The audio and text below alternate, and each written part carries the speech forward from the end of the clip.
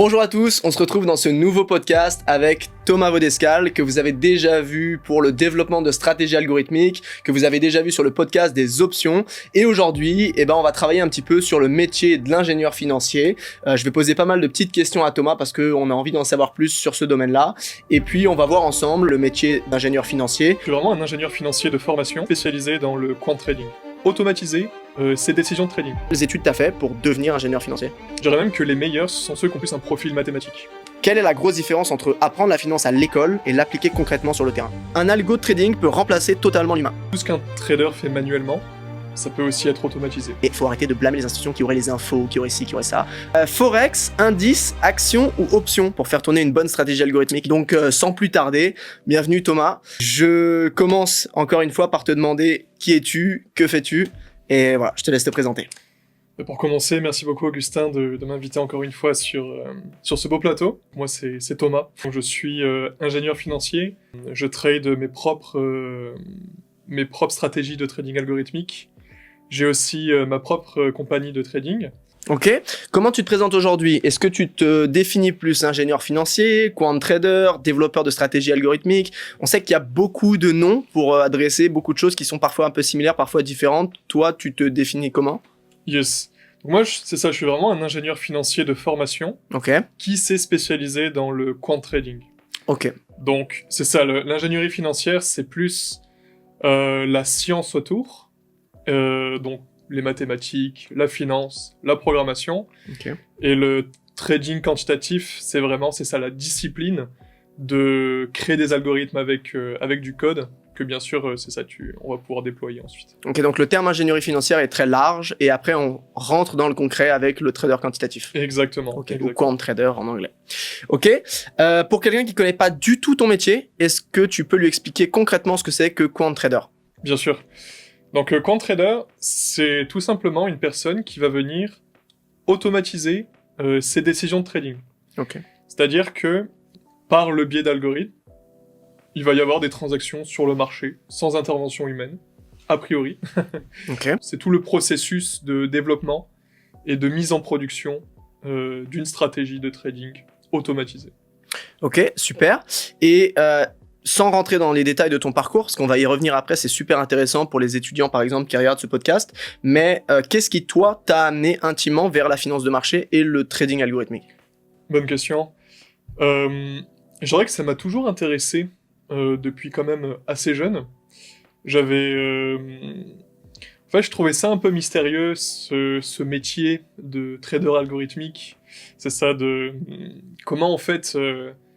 Qu'est-ce qui fait d'une stratégie une bonne stratégie? Comment c'est possible de faire de l'argent sans être investi toute la journée dans ce qui se passe dans l'actualité, etc. Quelle science ça prend? Est-ce qu'il y a quelles sont les méthodes?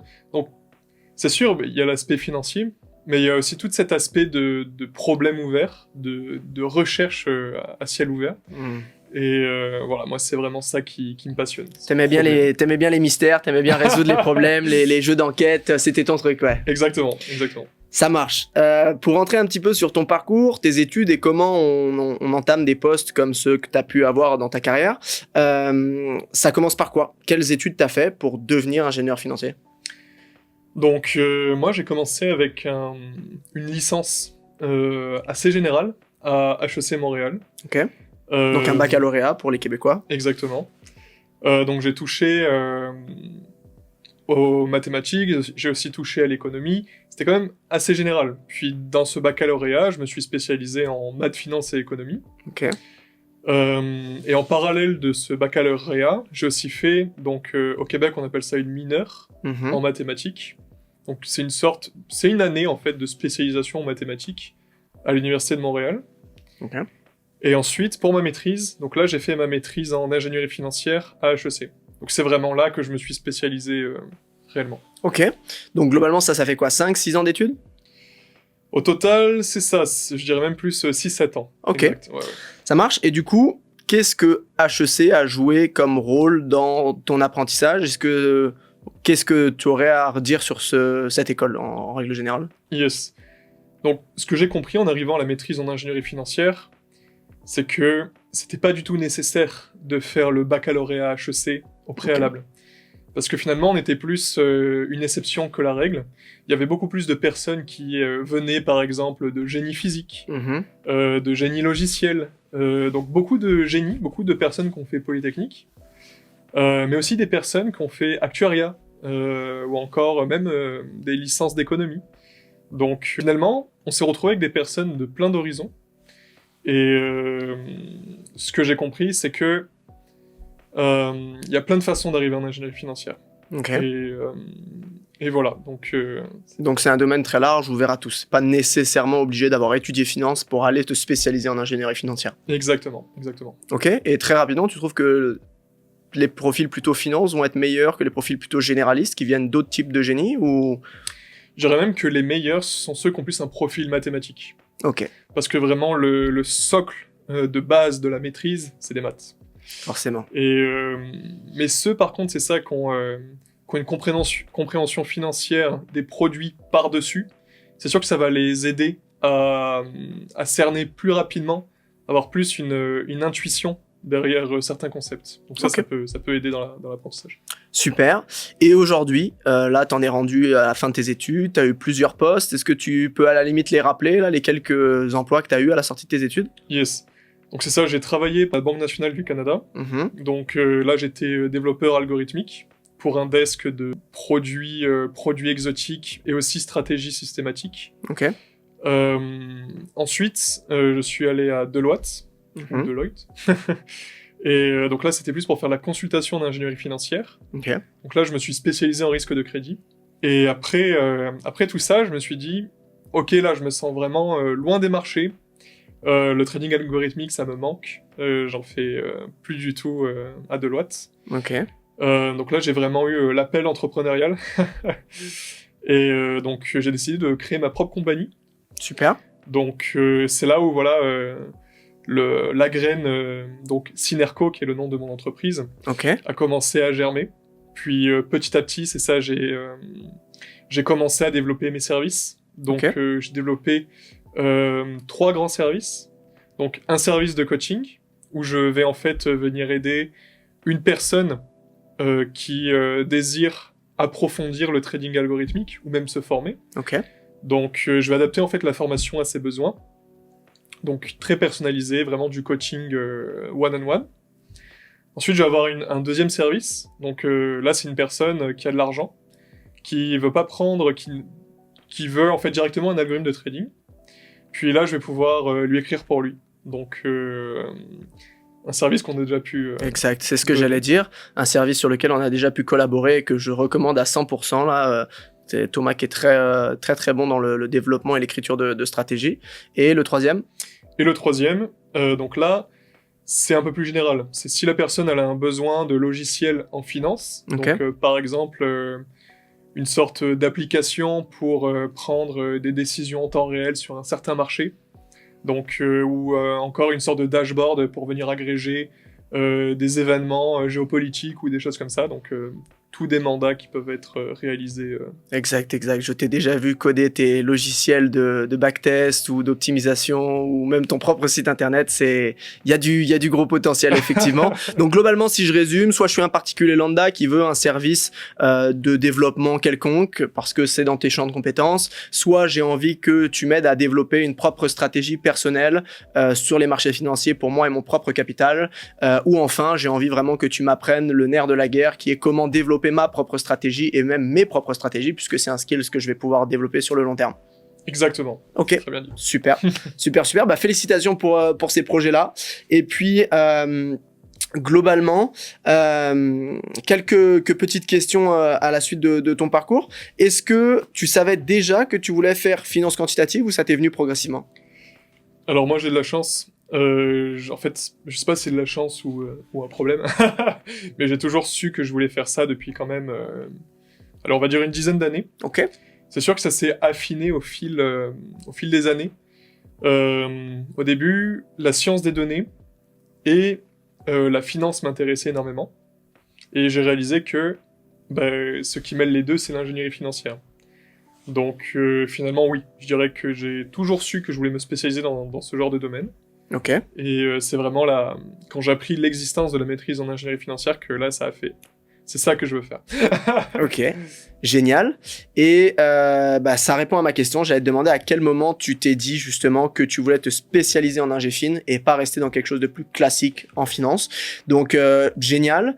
Et globalement, une question que je trouve super importante entre la différence, c'est entre la théorie et la pratique, c'est pour toi, quelle est la grosse différence entre apprendre la finance à l'école et l'appliquer concrètement sur le terrain? Bonne question. Ce que j'ai vraiment remarqué, par exemple, même chez des professeurs du HEC et chez les personnes qui sont sur le terrain, sur les desks de trading, ce que j'ai vraiment remarqué, c'est qu'il y a souvent un gap entre ce qu'on apprend à l'école, qui est très théorique, et la réalité du terrain. J'ai vraiment l'impression qu'on peut passer 5-10 ans à étudier certains concepts, et qu'en fait, on n'en comprendra que réellement le sens et la portée qu'en étant sur le terrain. Donc, pour moi, c'est vraiment quelque chose qui va de pair. Je suis complètement d'accord. Moi, c'est marrant parce que je l'ai fait dans l'autre sens. Le parcours, j'ai commencé par le particulier, j'ai commencé par l'autodidacte et ensuite, je me suis spécialisé à HEC en finance de marché. Et effectivement, j'ai trouvé que, alors en toute humilité, mais j'avais un monde d'avance entre des étudiants qui parfois étaient beaucoup plus âgés que moi, qui travaillaient même peut-être dans certains domaines de la finance et qui se spécialisaient dans la finance de marché, et qui étaient à la ramasse sur certaines notions. Je vois même des étudiants en économie, et attention, je leur jette pas la pierre, mais qui comprennent tous les cycles, qui comprennent la macro, qui comprennent la géopolitique, qui comprennent les termes de finance, mais qui ne savent pas mettre tout bout à bout pour en déceler des opportunités, avoir un bon portfolio d'investissement. Tout le monde n'a pas envie de devenir trader, mais juste maîtriser la finance dans son propre portefeuille. Et c'est vrai que tant que tu mets pas le pied dans le monde professionnel ou pour toi-même, t'as un petit décalage, quoi. 100% d'accord. Et pour toi, qu'est-ce qui aujourd'hui fait un bon, alors je vais pas te demander trader, c'est plutôt ma partie, mais qu'est-ce qui pour toi fait un bon quant trader? Pour moi, c'est vraiment une qualité, c'est la curiosité. Ok. C'est-à-dire qu'aujourd'hui, les outils d'assistance au développement deviennent de plus en plus meilleurs, de plus en plus capables. Donc finalement, ce qui va distinguer les personnes entre elles, c'est pas leur capacité à développer un algorithme, c'est vraiment leur capacité à trouver de bonnes idées et d'être capable de les critiquer. C'est-à-dire qu'on peut avoir des idées qui se transforment en hypothèses, qui se transforment en backtest exécutable. Et en fait, c'est un bon quant trader, c'est une personne qui est capable de construire des systèmes qui vont venir challenger tes hypothèses, challenger tes idées. La remise en question constante, quoi. Exactement. Ouais, Exactement. comme en trading classique. Exactement. Le marché a toujours raison et il faut essayer de trouver les failles qui peuvent remettre en question tes stratégies, quoi. Tout à fait. Autre question super importante que je voulais te poser, c'est pour toi, on sait à quel point c'est élitiste, on sait à quel point c'est difficile de trouver des postes en institution, même pour les étudiants que je côtoie au quotidien, c'est même difficile de trouver des stages. Pour toi, est-ce que pour un bon étudiant en finance ou principalement en ingénierie financière, il y a encore de la place pour aller chercher des très bons postes? Oui, 100%. Déjà, vraiment, c'est qu'une question de processus et de système. Ne vous mettez pas, c'est ça, de barrières, ne vous mettez pas de croyances limitantes. Tout le monde est capable d'accéder à certains postes.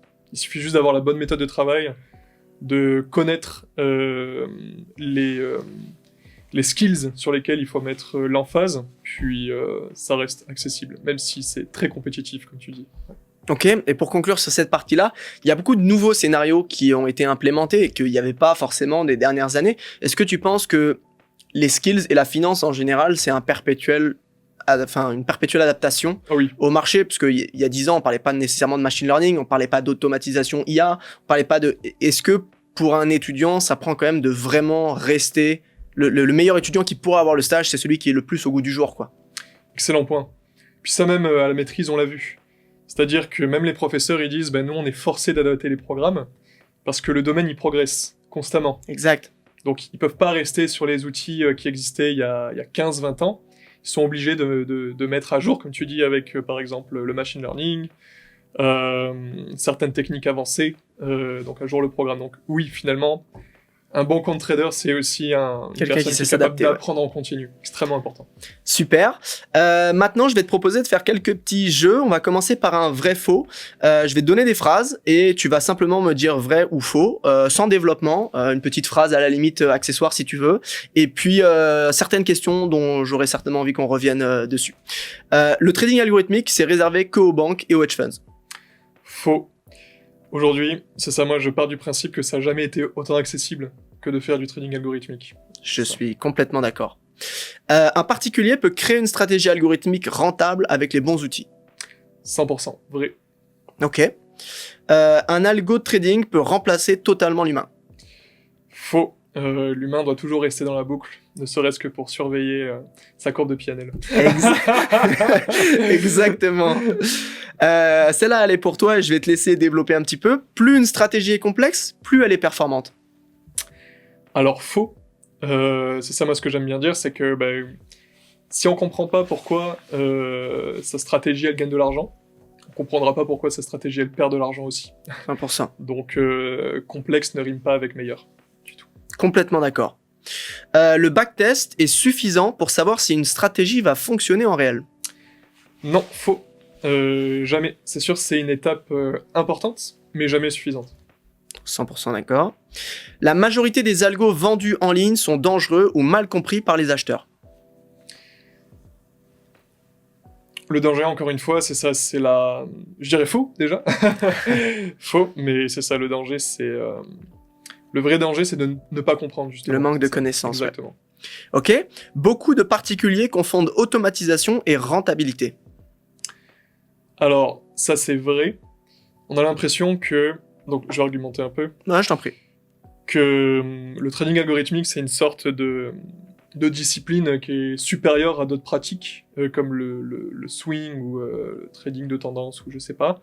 Mais non, c'est qu'un outil dans la caisse à outils.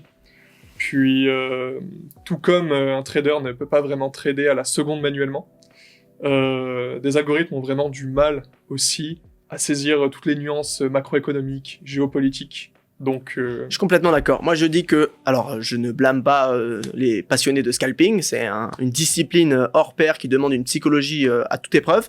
Mais moi, en tout cas, ma conviction personnelle, c'est toujours de dire, au-delà du day trading, donc sur des positions qui vont durer quelques minutes, quelques heures, jusqu'au swing, on peut rester meilleur en tant qu'humain. Tout en dessous, l'algorithme sera 100 fois meilleur sur le long terme. Oui, à court terme, quelqu'un va avoir une bonne stratégie qui va performer, mais dès que tu parles de rentabilité sur 5 ans, 10 ans, 15 ans, sur du scalping ultra intensif, psychologiquement, c'est difficile. En termes de gestion de process journalier, c'est difficile. Ça prend du temps.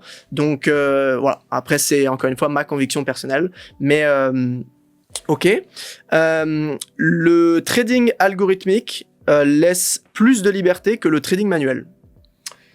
Je dirais vrai, parce que je pars du principe que tout ce qu'un trader fait manuellement, ça peut aussi être automatisé. Donc au moins autant de liberté que Exact. manuel. Encore une fois, dans le monde particulier, en tant qu'institutionnel, ça prend Exact. beaucoup plus de rigueur. Exact. Un quant trader ne regarde jamais les graphiques. Ça, c'est faux.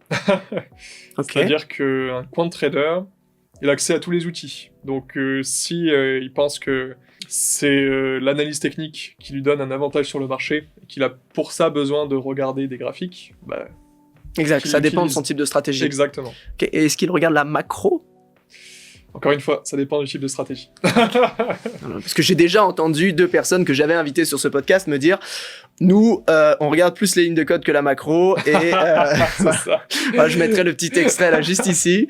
C'est un peu drôle à dire, mais le macro, je le vois après que le prix a bougé, je me suis dit pourquoi, qu'est-ce qui se passe? Moi, plutôt, moi, on regarde beaucoup plus des chiffres, des lignes de code. Ouais. Qu'est-ce qui se passe à la télé? Alors, les institutions gagnent uniquement parce qu'elles ont les meilleurs algorithmes. Faux. Et ça, c'est intéressant, je pense, d'en phaser un peu. Je t'en prie. Les institutions ont beaucoup d'avantages autres que les algorithmes. Ils ont déjà des avantages de vitesse qui sont, on pourrait presque qualifier d'injustes par rapport à des personnes comme toi et moi. C'est-à-dire que eux, ils sont directement branchés au réseau. 100%. Ils sont en colocation. Donc, Puis c'est ça, ils ont accès à tellement de main-d'œuvre, tellement Puis les meilleurs, d'ingénieurs. les meilleurs des exactement. meilleurs. Mais par contre, un petit a priori qu'on peut démentir là-dessus, c'est l'insider trading. C'est que oui, les institutions ont des meilleurs algorithmes, une meilleure vitesse d'exécution, mais il faut arrêter de blâmer les institutions qui auraient les infos, qui auraient ci, qui auraient ça. Enfin, je veux dire, n'importe quel délit d'initié de n'importe quelle banque, déjà le 3/4 des banques n'ont pas un objectif. J'ai fait d'ailleurs une vidéo là-dessus. La plupart des banques n'ont pas pour objectif la spéculation, c'est juste des activités de couverture, comme beaucoup de hedge funds. Ah, les quelques fonds privés qui vont avoir une activité spéculative, elles font pas de l'insider trading. Elles ont pas des informations en avance. Sinon, l'AMF, la SEC, le BCIF au Canada leur tape dessus en 5 minutes. Donc voilà, ça c'est quelque chose sur lequel j'insiste beaucoup parce que les particuliers adorent faire des théories du complot là-dessus, les chasses au stop loss, tous ces trucs-là.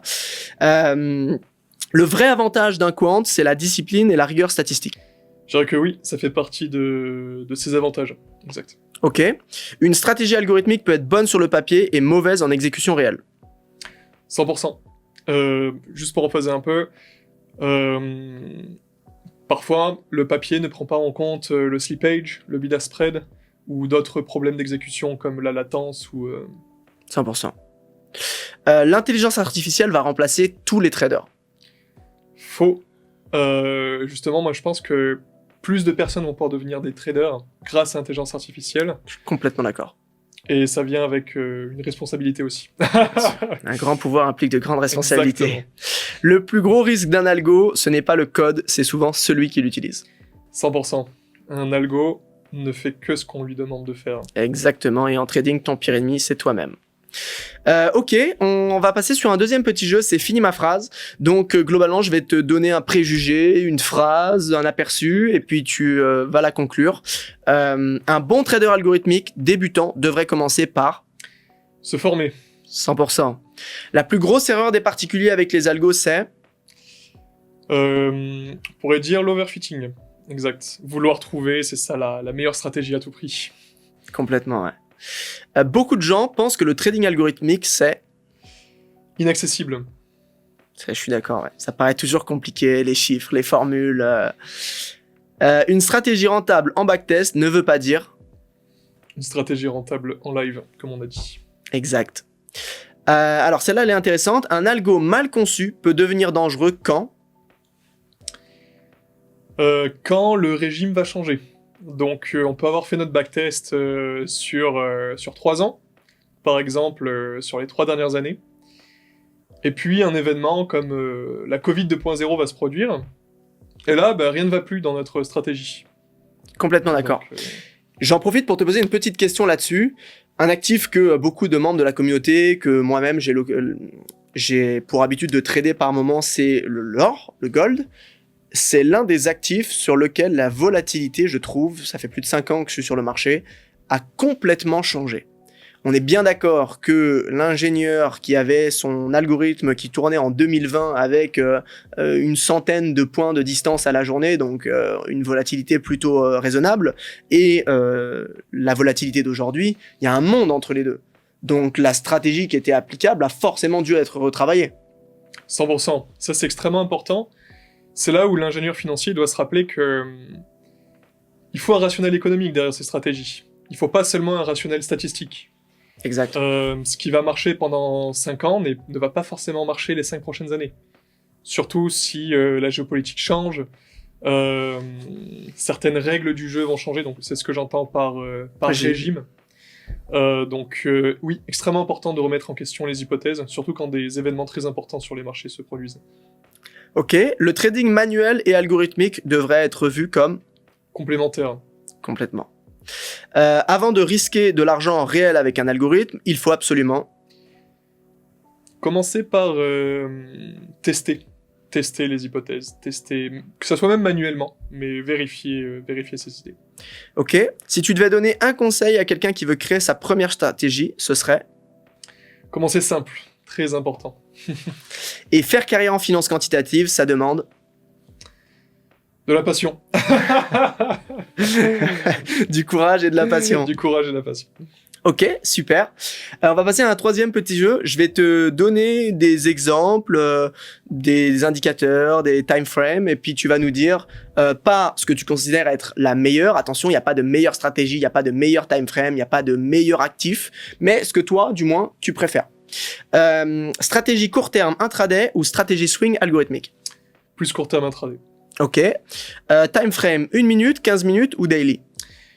1 minute, parce qu'avec du 1 minute, on peut avoir du 15 minutes et du daily. Voilà. Ok. Forex, indice, action ou option pour faire tourner une bonne stratégie algorithmique? Option, même si toutes les classes actives sont intéressantes et ont leurs propres caractéristiques, je trouve que les options, ça ajoute vraiment comme un arc-en-ciel de couleurs. Et ben pour voir cet arc-en-ciel de couleurs, vous pourrez regarder la vidéo qu'on a fait justement. Il y a 2 podcasts où tu parles un peu des options, mais surtout le podcast pour découvrir les options qu'on a fait, qui s'affichera un petit peu autour de la vidéo. Et autre chose, backtest sur plutôt 2020 à 2023, donc Covid, ou plutôt 2023 à 2026, plutôt tarif? Encore une fois, nuancé. Si c'était que moi, je dirais de 2000 à 2026. Mais je trouve que c'est quand même important d'avoir un événement de marché aussi important que la Covid dans son backtest. Complètement. Autre exemple, stratégie basée sur le price action, les stratégies basées sur les indicateurs. Encore une fois, là, je nuancerai. J'irai aucun des deux pour moi. Ok. Ça serait plus, je me servirais plus, c'est ça, des options. Encore une fois, de la chaîne d'options, des indicateurs qu'on peut dériver d'options, ou même encore de la microstructure de marché. Donc là, j'entends par exemple, c'est ça, tout ce qui est carnet d'ordre, etc. Donc là, c'est d'autres types de stratégies. Mais ça permet de voir le prix comme au microscope. Donc très intéressant aussi. Un peu similaire, si tu ne devais garder qu'un seul indicateur, moyenne mobile, RSI ou le VIX? J'irai avec le VIX. Complètement. Plutôt optimisation agressive ou stratégie plus simple mais robuste? Stratégie plus simple mais robuste. On commence à connaître. Exactement. Algo 100% automatique ou algo semi-automatique avec validation humaine? Toujours semi-automatique avec validation humaine, bien sûr. Ok. Et trader une seule classe d'actifs ou plutôt diversifier les stratégies sur plusieurs marchés? Plutôt la deuxième option. Chaque marché a ses caractéristiques. Chaque marché apporte quelque chose qu'un autre ne va pas forcément apporter. Donc la diversification est reine, je pense. 100%, ça marche aussi en investissement, c'est le nerf de la guerre. Ok, super. Maintenant, je voudrais qu'on débatte un petit peu sur quelques petits thèmes. Le premier, ça va être sur de donner des conseils justement pour comment construire une bonne stratégie algorithmique. Et puis la deuxième, ce sera un petit peu par rapport à nos différentes routines en tant que trader manuel et algorithmique. Donc déjà pour toi, à quoi ressemble une stratégie algorithmique saine? C'est, pour faire court, c'est vraiment une stratégie qu'on a testée à plusieurs moments dans le passé. Puis, où on n'a pas testé toutes les combinaisons de paramètres existantes. C'est aussi une stratégie qui provient d'un rationnel économique. Qu'est-ce que tu entends par rationnel économique pour ceux qui nous regardent? Donc, par exemple, c'est d'être capable d'expliquer pourquoi est-ce que là, ma stratégie est censée faire de l'argent. Ok. Je vais donner un exemple. Par exemple, on entend souvent parler de l'effet de momentum, du suivi de tendance. C'est-à-dire que les banques, les gros joueurs vont avoir une vitesse un peu plus lente à la réaction de l'information, puis qu'ensuite ça va se suivre un peu en boule de neige. Donc ça c'est ce qu'on appelle une anomalie de marché qui existe, qui est très documentée dans la recherche, etc. Et donc, le cœur de la stratégie finalement, ça pourrait être extrait de cette anomalie de marché qu'on observe. Donc, comprendre les scénarios sous-jacents derrière le gros mouvement, quoi. C'est ça. Pourquoi je fais de l'argent? Quand est-ce que je suis censé faire de l'argent? Quand est-ce que je suis censé en perdre? Puis, pourquoi est-ce que cette anomalie existe? Ok. Par quoi on commence quand on veut se lancer? L'idée de marché, les données, le code ou le backtest? Toujours le rationnel, encore une fois. Donc l'idée. L'idée, exactement. Ok. Comment tu passes d'une intuition de trader manuel à une règle spécifique en trading algorithmique? Je dirais très simple. Si on a réussi à à la penser manuellement, on peut aussi la penser en algorithme. Donc, Tout s'automatise tout maintenant. s'automatise, exactement. Ok, quelles sont les étapes incontournables pour construire une stratégie sérieuse? Yes, donc c'est ça. Donc, tu as déjà mentionné certaines des étapes. Première étape, donc ça vient de quelle anomalie de marché est-ce qu'on souhaite exploiter? Pour- Si on devait les citer vraiment, 1, 2, Ouais, 3, 1, 4, 2, 3. pour que ce soit bien clair. Ouais, donc par exemple, ça peut être pendant donc l'effet de momentum, comme on a dit. Ok. Il y a aussi par exemple le volatility risk premium. Mhm. Donc là, c'est la prime de risque liée à la volatilité. Donc c'est tout simplement la volatilité perçue par les investisseurs versus la volatilité réalisée par le marché. Ok. Quand la volatilité, quand il y a un gros écart entre la volatilité perçue et la volatilité réalisée, c'est un peu comme ça que les compagnies d'assurance se font de l'argent. Ok. C'est-à-dire que nous, on achète une assurance parce qu'on a peur que le dommage se réalise. Et pendant ce temps-là, la compagnie d'assurance, elle va Elle encaisser encaisse les la primes. prime, ouais. Exactement. Comme sur les options. Comment éviter de créer une stratégie qui marche uniquement dans le passé? Donc là, il y a plusieurs méthodes statistiques. Il y a la méthode de la marche en avant. Donc ça consiste en fait à entraîner sa stratégie, par exemple, dans une fenêtre, donc sur les quatre années, donc par exemple de 2020 à 2024. Ensuite, on va venir bloquer les paramètres qu'on a trouvés pendant ces 4 années. Et ensuite, on va venir tester les 2 années suivantes, jusqu'à aujourd'hui, comment est-ce qu'elles se sont débrouillées. Est-ce que là, notre stratégie, elle va s'écraser? Est-ce qu'elle va réussir à surperformer? Puis bien sûr, ce découpage temporel qui a pour but en fait de tester la stratégie à plusieurs moments de l'histoire, c'est juste là pour confirmer que elle est robuste à plusieurs régimes de marché. Ok, donc globalement, encore une fois, ne pas tomber dans l'overfitting, c'est-à-dire suroptimiser, trouver une bonne période qui marcherait pour faire en sorte d'avoir les meilleurs résultats et puis se dire elle est rentable, etc. Pour ça, tu parlais un peu de validation croisée dans la dernière vidéo, encore une fois. C'est exactement Ça s'affichera un petit peu par là pour que vous puissiez aller la revisionner, dans laquelle Thomas a expliqué vraiment toute une stratégie de A à Z, de comment il l'a pensée à comment il la met en pratique avec toutes les statistiques de résultats. C'était une stratégie de momentum intraday, si je dis pas de bêtises. Exactement. Génial. Justement, je parle depuis tout à l'heure d'overfitting. C'est quoi l'overfitting et pourquoi c'est le plus gros piège pour toi en trading algorithmique? Overfitting, pour faire très simple, ça consiste à trouver la meilleure combinaison de paramètres de sa stratégie qui va donner le meilleur rendement, par exemple. Donc, par exemple, j'ai trouvé que ma moyenne mobile sur les 30 derniers jours va m'apporter le meilleur rendement. Et je me dis, ok, j'ai trouvé le meilleur paramètre. Et donc, je vais venir mettre ma stratégie en live, elle va venir se trader automatiquement. Et là, alors que je m'attendais à faire du 1% par jour, je fais du moins 1% par jour. Donc... Parce que si on résumait ça, c'est manquer d'objectivité, quoi. Exactement. C'est être aveuglé par un indicateur qui brillerait trop fort à une période trop courte. Exactement. Donc, c'est avoir oublié que notre stratégie a pu avoir du succès dans le passé par de la chance. Exact. Par certaines conditions qui étaient favorables, mais ces conditions-là ont changé. Donc, finalement, c'est ça. Pour mitiger l'overfitting, il y a plein de méthodes, vraiment plein. Donc là, j'en ai cité qu'une avec la validation croisée.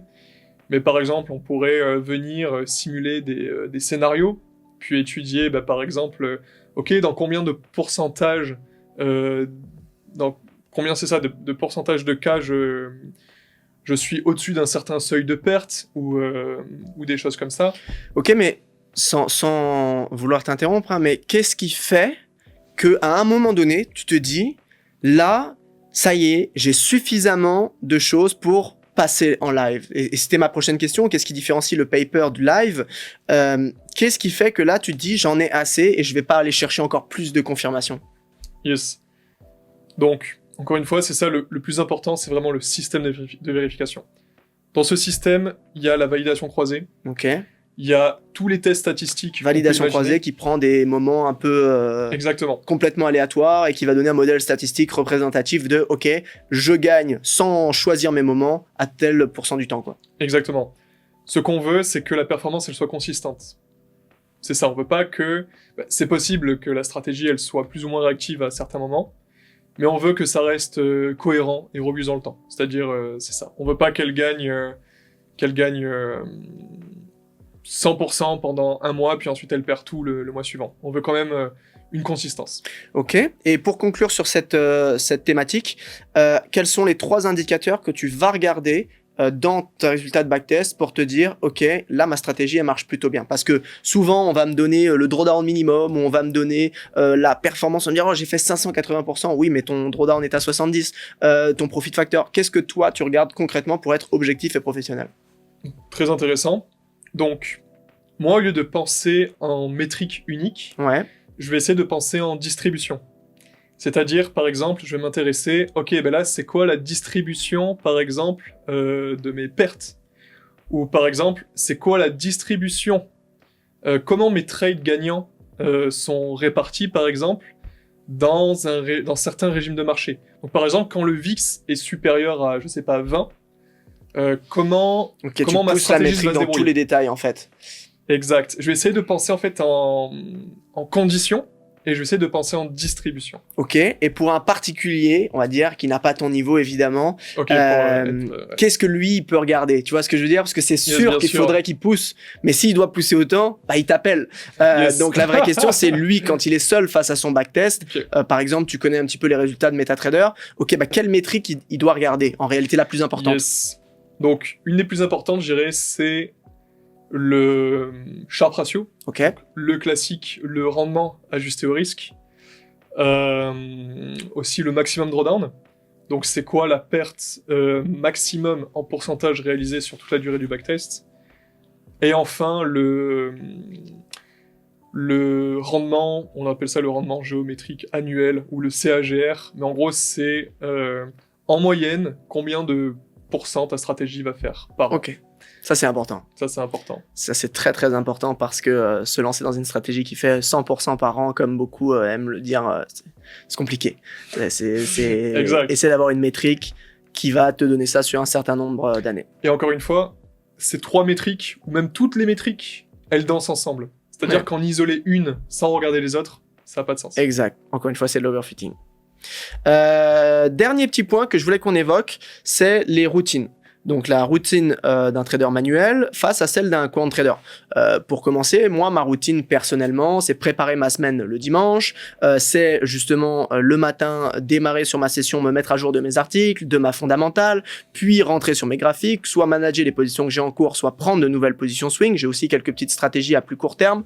Mais voilà, globalement, un peu ma routine, c'est démarrer le matin pour le suivi d'actualité et puis ensuite rentrer dans le vif du sujet avec l'analyse graphique. Toi, à quoi ressemble ta routine en tant que quant particulier? Yes. Donc, je dirais que la première chose, c'est de trouver des idées. C'est vraiment compliqué et difficile en finance d'avoir des idées originales. Mais avant d'avoir des idées originales, il faut copier, il faut reproduire. Exact. Donc, pour reproduire, on va s'inspirer de la recherche scientifique. Donc on va, comme on a dit plus tôt, essayer de comprendre c'est quoi les anomalies de marché célèbres, comment est-ce qu'elles fonctionnent, comment est-ce qu'elles sont liées entre elles aussi. Parce que si on arrive à trouver des inefficiences de marché qui sont indépendantes, ça c'est très intéressant dans une optique de construction de portefeuille. 100%, mais est-ce que ça c'est un travail que tu mets en application à chaque jour? Est-ce que tu es vraiment un passionné pour aller développer des stratégies toutes les semaines? Ou plutôt, toi, tiens, typiquement relié à une stratégie. Mettons que tu es quant trader avec une stratégie, à quoi ressemblerait en réalité ta journée? Est-ce que tu as besoin de surveiller ton algorithme à certains moments? Est-ce que tu es en totale confiance et totale passivité? Comment ça marche? Alors oui, c'est ça, c'est sûr que le point précédent, c'est plus une habitude qu'il faut avoir chaque jour. Mais sinon, très important de surveiller son algorithme. Regardez, ok, est-ce qu'il s'est bien lancé en début de journée? Ça peut paraître bête, mais il y a des petites chances pour que le serveur soit down, pour que certaines données ne soient pas correctement digérées par l'algorithme, etc. Donc toujours avoir un œil en début de journée. Et bien sûr, point bonus, si on a des alertes directement sur son téléphone de ce qui se passe en temps réel, 100%. ça permet aussi de monitorer en temps C'est réel. exactement comme ça que j'allais conclure, c'est que moi, en tant que swing trader, je passe pas énormément de temps sur le marché, mais mes alertes, que ce soit TradingView ou mes alertes de flash news fondamentales, ça change ma vie. Je suis complètement dépendant de ça parce que ça me connecte au marché. J'ai pas besoin de rester toute la journée devant les graphiques. Et si on comparait rapidement ta routine quand tu travaillais en banque, ça se passait comment ta journée? Très rapidement, tu commençais par quoi? Puis tu partais à quelle heure? Tu finissais avec quoi? À quoi ça ressemble? Donc c'était beaucoup de développement. Ok. Beaucoup de développement. Donc pour rappel, c'est ça, quand j'étais en banque, c'était le mandat, c'était développer une stratégie de trading. C'est ça, je vais pas trop rentrer dans les détails.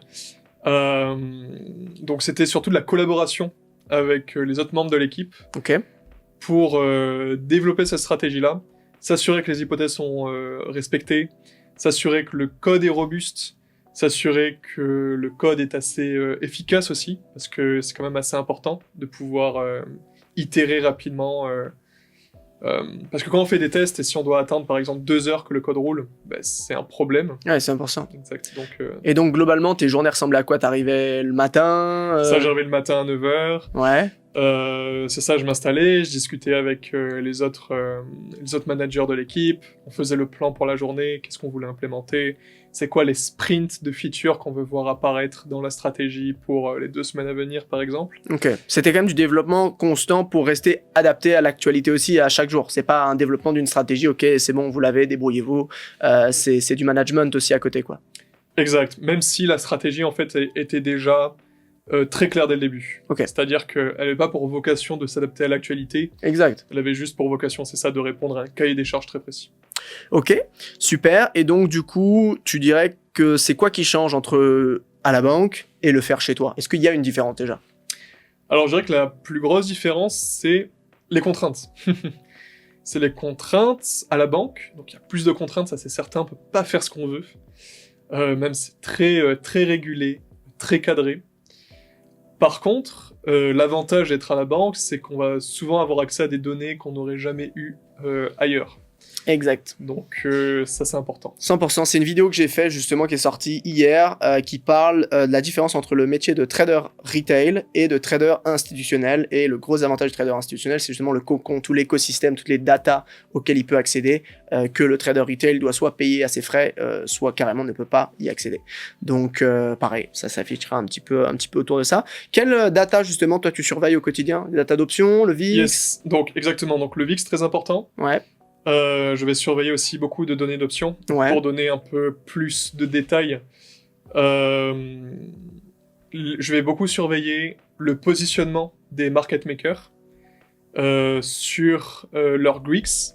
Donc là, je vais un peu rentrer dans le technique, mais les market makers, pour rappel, ce sont des acteurs de marché qui ont pour but d'injecter de la liquidité, de prendre en fait les positions adverse par rapport à celle qu'on va prendre. Donc si moi j'achète, la personne qui va être en face de mon achat, ça va être le market maker qui va être vendeur.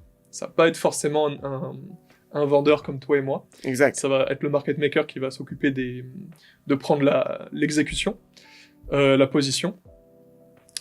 Et donc, lui, son rôle, c'est pas du tout de spéculer. Donc à la fin, quand son book ou son livre va se retrouver être par exemple être un peu trop spéculatif à la hausse. Là, le market maker il va vouloir enlever du risque directionnel. Donc il va vouloir vendre. Donc on peut par exemple se servir du fait qu'il va avoir besoin de vendre pour prendre des décisions de trading, puis ça c'est traduit sur le marché des options, etc. Donc on peut voir ça. Beaucoup de techniques évidemment. Dernière petite question pour conclure sur ces questions de routine. C'est quoi ton conseil pour quelqu'un qui hésite entre trading manuel ou trading algorithmique? Je dirais que c'est vraiment d'essayer les deux. Parce que c'est pas fait pour tout le monde, le trading manuel ou même le trading algorithmique. C'est 2 skillsets très différents, qui ont quand même beaucoup d'aspects communs. 100%. 100%. Nous, on le voit, tu vois, au sein de la compagnie. Moi, j'ai plutôt un biais vraiment d'exécution manuelle. J'aime bien être connecté au marché. Et puis, tant Val, qui est aussi trader manuel, hein, mais a un bon penchant pour tout ce qui est algorithmique. Je pense que c'est ça. Ça dépend un peu de ta personnalité. Ça dépend de à quel point aussi t'aimes les mathématiques, hein, parce que ça demande beaucoup d'automatisation dans les process. Donc, ok. Et puis, ça dépend aussi de la vie. Moi, par exemple, ce qui me passionne en finance, c'est la macro, la géopolitique. Oui, je sais que ça impacte aussi vos stratégies, mais vous y êtes forcément moins connecté. Comme vous disiez la dernière fois, vous êtes plus connecté aux lignes de code que à ce qui se passe en réalité en dehors, Exact. parce que ton code doit tenir ce qui se passe en dehors, peu importe ce qui se passe. Donc, ok, super. Je voulais terminer par un peu de prévention, et puis pour remettre quelques idées à leur place sur certaines choses qui seraient mal perçues sur les réseaux, etc. Déjà, est-ce qu'un particulier peut vraiment rivaliser avec une institution ? Ça dépend vraiment sur quel domaine. Par exemple, si un particulier veut rivaliser avec une institution qui fait du trading haute fréquence, ça, je dirais, c'est quasiment impossible. Ça va ça. Ils ont trop d'avantages injustes. Mais si par exemple, c'est un particulier qui veut rivaliser avec des fonds de pension ou des gestionnaires de portefeuille, c'est beaucoup plus faisable. Complètement. C'est vrai qu'on entend souvent parler des fonds, des meilleurs fonds du monde qui font 10%, 12% à l'année. Puis on se dit, OK, est-ce que moi, je suis capable de faire mieux? Puis quand tu dis, moi, ma stratégie, elle fait 30, 40, on va te dire, ouais, mais si les meilleurs fonds, ils font ça, comment toi? Oui, mais alors déjà, moi, j'ai pas 70 milliards sous gestion et 10% à la fin de l'année, ça représente pas la même chose. Et puis, on n'a pas les mêmes outils. Et comme tu disais tout à l'heure, on n'a pas les mêmes contraintes. On n'a pas les mêmes risques. On peut se permettre de prendre plus de risques. On a moins de budget. Donc, ok. Quel langage ou outil tu recommanderais? Disons, allez, un langage et un outil que tu recommanderais à quelqu'un qui veut se lancer en trading algorithmique. Ouais. Débutant, hein. Débutant, bien sûr. Encore une fois, le but, c'est d'aller au plus simple. Je recommanderais Python. Ouais. Python, qui est un langage très accessible de programmation, voire même le plus simple. Et un outil, je dirais que ça peut être intéressant de connecter Python avec TradingView, par exemple. Exact. Parce que la visualisation, c'est extrêmement important pour développer son intuition. Donc, je dirais vraiment, c'est ça, de connecter le code avec de la visualisation pour gagner en intuition. Puis maintenant, avec les IA, tellement de possibilités que de se faire aider dans des domaines qui sont aussi complexes. Je pense que pour mettre un premier pied, c'est sûr que pour professionnaliser une stratégie, ça suffit pas, mais pour mettre un premier pied, c'est déjà une bonne chose pour s'y intéresser. Quels sont les signes qui, pour toi, permettent de reconnaître une arnaque en trading algorithmique? Parce que je fais un petit message de prévention, il y a énormément, sur MetaTrader par exemple, il y a MQL5 qui est une plateforme de vente d'algorithmes. Alors, ils sont notés évidemment, mais tu vois de tout et rien. Des stratégies qui ont un indicateur, des stratégies qui en ont 50 000. La vraie question, c'est qu'est-ce qui peut faire qu'on voit une bonne stratégie algorithmique? Ça, c'est une bonne question et j'ai l'impression que c'est difficile de discerner le vrai du faux. Mais je dirais qu'il y a quand même des signes. Par exemple, si on est capable de voir c'est quoi la période de test en fait, de la stratégie, combien de temps est-ce qu'en fait elle roule en live, combien de rendement est-ce qu'elle a réussi à générer, c'est quoi le risque qu'elle a pris, plus en fait on a d'informations sur la stratégie, plus on peut vraiment être critique sur ok, est-ce que ça a l'air fake, mais c'est sûr que les données réalisées en live, c'est difficile à démentir. Donc, ouais, 100%. Je pense que pour rebondir sur cette question-là, déjà la performance, s'il y a une performance complètement irrationnelle, 18 000% en 6 ans, bon, faut se poser des questions. Voilà. S'il y a un drawdown qui est beaucoup trop agressif, il faut se méfier.